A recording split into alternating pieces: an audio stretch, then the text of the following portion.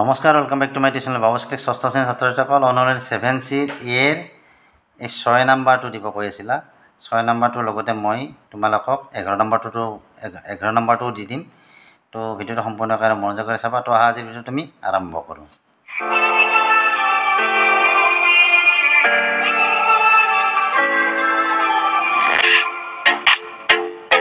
তো 6 নম্বৰটোত কি দিয়া আছে 9/8 × 18/45।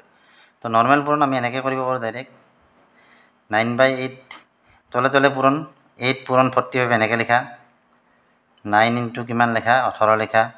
এতিয়া 9ৰে 45ক হৰণ যায় আমাৰ কেইবাৰ যাব 9 × 5 = 45।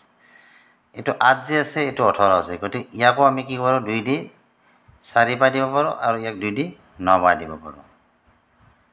গতিকে আমাৰ কি হ'ল এতিয়া আৰু হৰণ যোৱা বা কাটা কাটি যোৱা সংখ্যা নাই, গতিকে আমাৰ কি হ'ব তোৰ ওপৰত আমাৰ থাকিল 9, তলত আছে 5 × 4 = 20। তো ইয়াৰ এনসাৰটো হ'ব কি 20/9।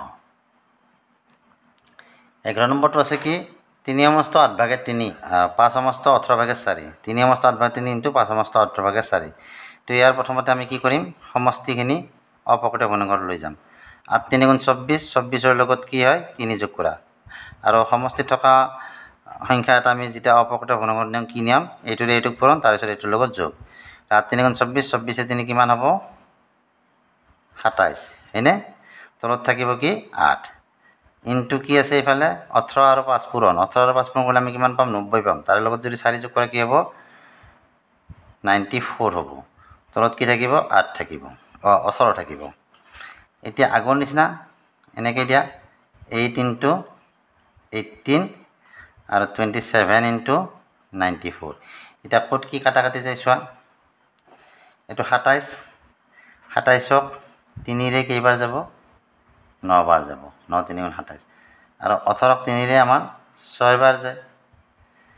তাৰপিছত এইটো হৈছে 94, গতিকে 94ক আমাৰ 2ৰেও যায়, গতিকে 2ৰে 6ক যদি আমি কাটো 3 বাৰ 94 কি হ'ব 2ৰে 4 × 8 আৰু 1 14 7 × 14। তো এতিয়া 47 পালোঁ। 47টো কিন্তু আমাৰ হৰণ যোৱা সংখ্যা নহয়, বুজি পাইছানে। কিন্তু ইফালে যে 9 আছে 3ৰে আকৌ 9ক কাটিব পাৰি, 3ৰে 9ক কাটিলে কিমান হ'ব 3 বাৰ যাব।